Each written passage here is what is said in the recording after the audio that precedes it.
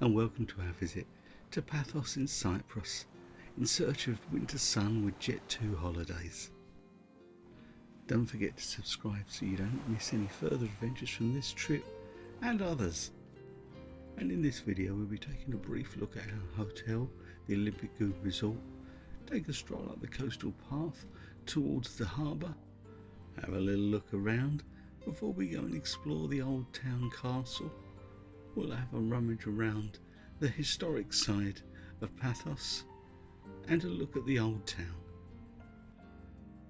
We'll introduce you to Martine, our hire car, and take you on a little drive. We flew with Jet2 from London Stansted all the way to Pathos International Airport. And our accommodation for this winter sunbreak was the wonderful Olympic Lagoon Resort.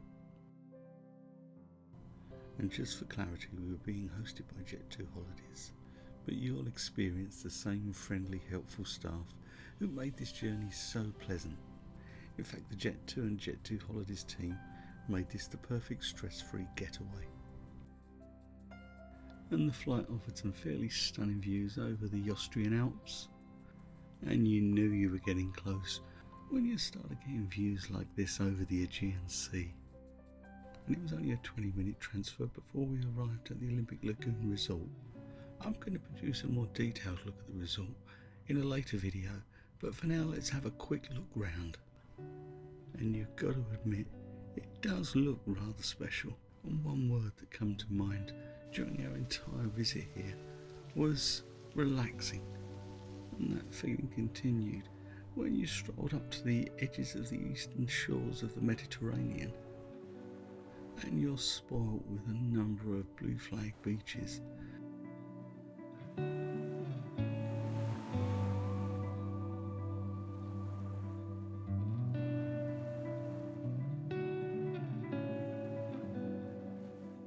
And that's the view back to the Olympic Lagoon Resort.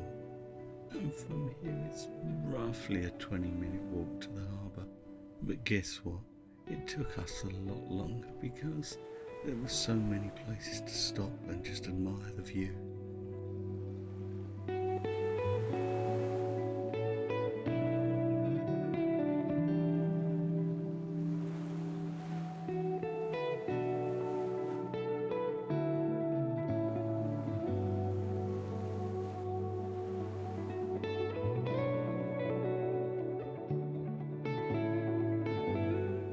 And just before you get to the harbour, you'll come across this wonderful sculpture entitled The Little Fisherman.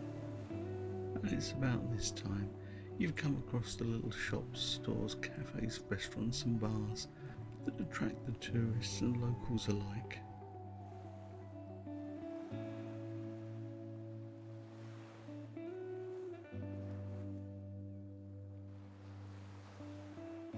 We're here in off-season, mid-February, and the temperature's around about 20-22 degrees.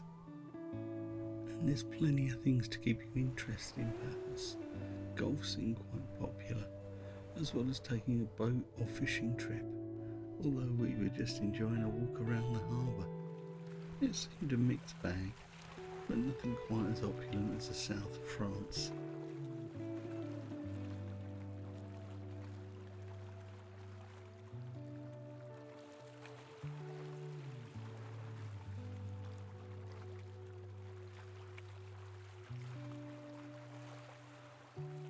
It was nice to see these little fishing boats though, especially the ones that were rather beautifully decorated.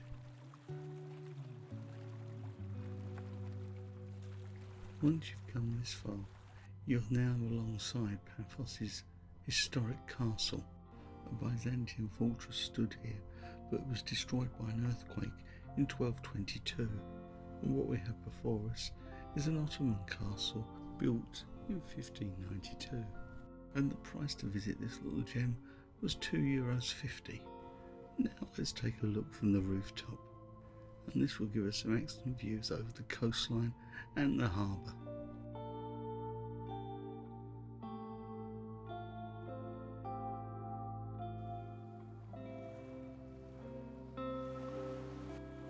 Now I'm going to say that again. This view costs €2.50. That's good value, right? And you'll also notice the skyline isn't ruined by high-rise buildings. And next to the castle, you'll find another bronze sol altar, said to be looking towards Aphrodite's Rock, some 16 miles to the southeast. We'll see her a little later. And now we're going to take a very quick look at the archaeological site of Neo Paphos. And this cost a whopping €4.50 each. And I will be producing a longer video of this because we spent 2.5 to 3 hours discovering the area, and it was magnificent. It's a UNESCO World Heritage Site and well worth a visit. You'll also find the catacombs and the remains of the 40 Columns Castle. Another site not to miss is the Tombs of Kings. Once again a whopping €2.50. This is another must-see for us, and I'm going to create another video to tell the full story. And as promised, we're going to take a look around the old town, which I have to say is full of little surprises. Occasionally you may feel like you've stepped back in time, but then it's also very 21st century. We wandered the streets with no particular plan, just exploring as we went, and one thing we noticed was how friendly the locals are. And there's also a certain vibrancy about the place. And although we've made it look a deserted ghost town, it was quite quiet. But it was a Tuesday around about 12 o'clock, around about lunchtime. I guess it bustles a little bit more in the height of the season.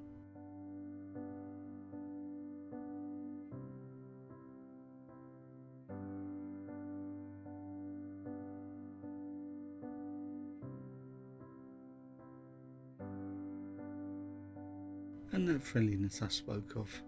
Check out the guy on the right hand side. This was a wave we saw oh so often. And then we came across the Mosque Hagia Sophia's Jami Kabir. I hope I got that right. And the streets around here need a little bit more TLC, but still worth a visit. And then our ramblings led us towards the municipal market. And then there was only one thing to do: step inside. And I think there's a collection of little lanes and alleyways you can check out, but you know what, shopping is not my thing. One thing I discovered as we wandered around, there's a real eclectic mix of different styles, from the historical to the more English colonial, and then there's a touch of Art Deco floating around as well. Suffice to say, we were just happy wandering around. Each turn, each new street seemed to throw up something a little different.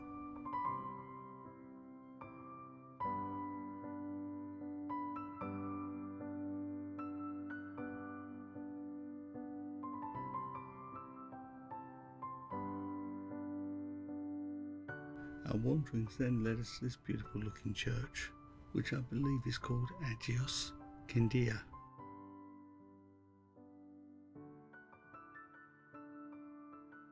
And it was nice to discover a little bit of street art on our travels, although I'm not sure how long this piece will last for. And as I said, it's an eclectic mix of styles, and we loved it for that. So what do you think? Is Paphos Old Town for you? We'd love to hear. This or any other comments, just feel free.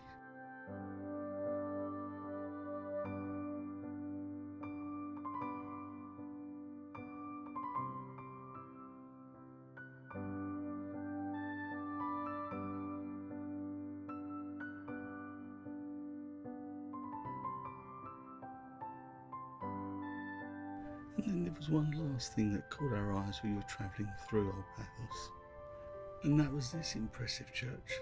And please, I can't pronounce its name, but I thought it was a beautiful building, so I've included it anyway.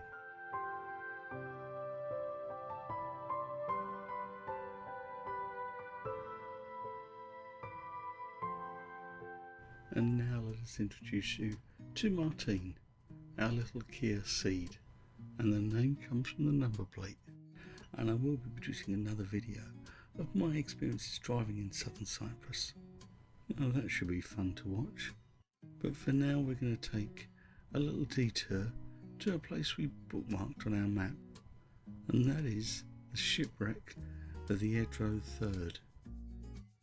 And she ran aground on the 8th of October 2011, and a rather surprising find in this beautiful little bay.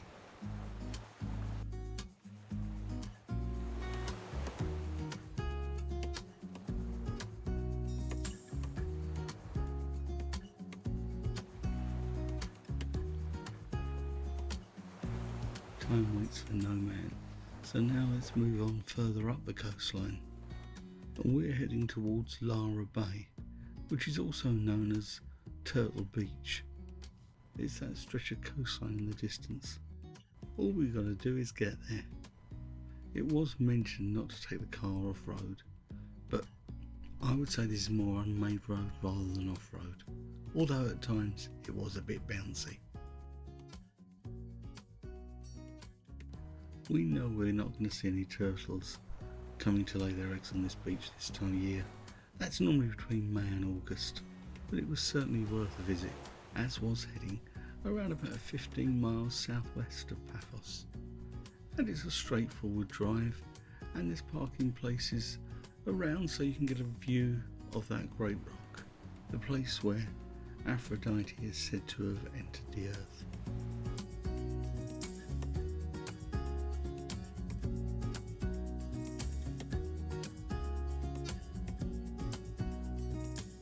I have to say the landscape is absolutely stunning.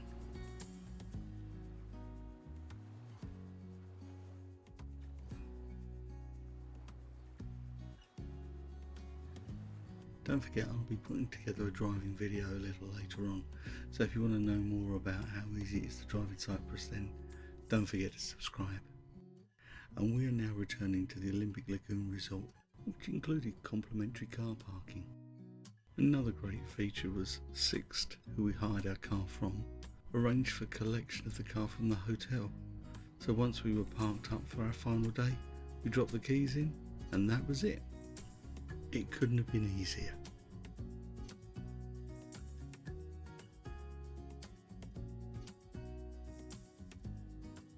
And with the sun setting, it's time to take one final look over the Mediterranean. And now with Martine safely parked up, it's time to grab a beer and for me to say thanks so much for watching. I hope you've enjoyed what we put together. Take care, stay safe and happy travels.